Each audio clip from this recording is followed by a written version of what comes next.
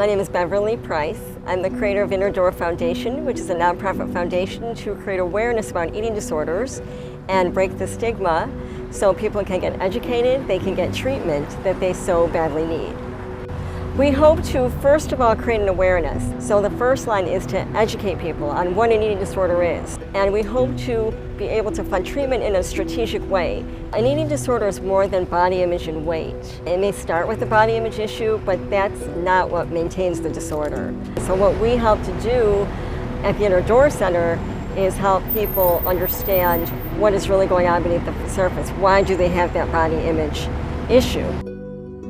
You can get an eating disorder at any age. You can be male or female, you can be any race. And it affects more people than we know, but the truth is, it affects the people that we do know. And nobody's willing to talk about it.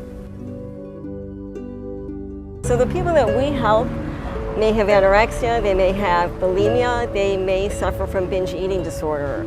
It's about all of the emotions underneath. So what we do as a team of psychiatrists, psychologists, occupational therapists, yoga teachers, we help people get the care that they need. I work at the Inner Door Center now, but I too had struggled for many, many years with bulimia. And I think it really kind of started when I was just a teenager. I didn't really have strong relationships with any of my family, but I didn't know how to be vulnerable or say what was happening with me. And so I just always played the role of having it all together. When I became so out of control that I knew I needed help, that I could not function, that there was no way I could live this way, I had to ask for help. Different ways of finding that help through the Inner Door Center, they open up to me, but I really, really had to know that I couldn't live like this and that there was another way. And now it's about savoring life. That's my new life philosophy, is where's the joy? That's what life is all about. Thank you, Beverly, thank you, the Inner Door, and thank you to my mom too for putting up with me for all those years. Eating disorders don't discriminate against age, shape, sizes, race. Anybody can suffer with an eating disorder, so we're here to help everybody. If people have more of an understanding, they're knowing what to look for, knowing how to reach out in the right way. I am here speaking as a recovered anorexic who had suffered with it for many years and have been 3 years into recovery. I went from 215 pounds down to 78 pounds thinking I didn't have a problem. The true anorexic, as it's thought of in this society, is young female girls with body image problems trying to lose weight. The realization is there are many males, and these are teenage males. There are male adults, there are female adults who get this disease also later. I lost all hope that I could recover from this. There is hope. I'm here. You need to have the treatment. You will have that hope when you get this real treatment. It's there, you can recover. The one thing I would like to share with those who struggle with eating disorders is that there is help and that you're not alone in your struggles.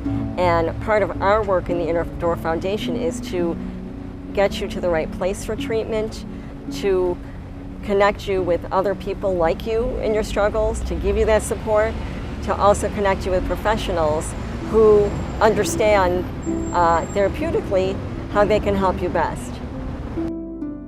So I went into recovery about a year and a half ago because I was anorexic and fairly underweight. And I went to the Inner Door Center for a good couple months. Asking for help is, they say, it's the hardest part. I disagree.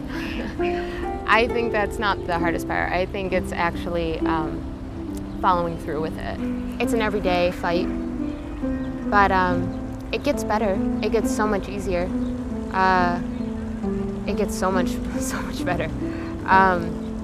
You know, I still struggle every day, but it's how I react to it and the power that I have now to recognize that I'm struggling and change it. That's improvement. The advocacy effort is very important to the mission of Inner Door Foundation in that we will teach people how to access coverage with their insurance. We'll teach them when they're denied their appeal rights, to not just take no for an answer, and to really keep persisting, whether it's working with a representative at their insurance company, their employer, to get the coverage that they need, and we will show them how to do that. My name's Megan Grierson. I am actually right now still at, I'm at Interdore right now, actually as a patient in the partial hospitalization program. Just got out of a residential treatment facility and just working now still towards recovery every day. So when I came to Interdore, Beverly and the staff there really helped meet me where I was at. I felt like for the first time I'd actually really been heard. It was nice to feel that I could finally share my story and that people could relate to me.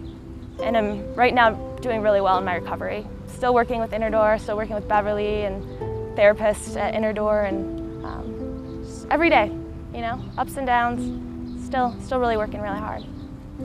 Interdore means a lot to me, actually. I've gotten really close to the staff there. They've really fought for my recovery. Battling the insurance company has been very difficult, but everyone at Interdore has really helped fight for me, fight for the treatment that I need, and they haven't backed down. They check up on me like they're part of my family. They're like my little security blanket. I feel like I can go to them. I feel like on any day, even when I'm not in program, I could go knock on the door and ask for help and they'd be there.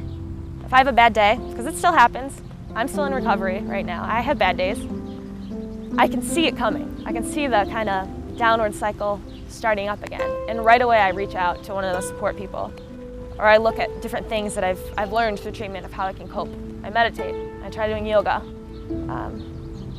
Because I think it's really important to catch it before it takes you under again. It's a scary place. People don't understand the seriousness of this disease. People die from it. If we can reach out to people and help them to understand, then we can change the whole way society looks at mental illness.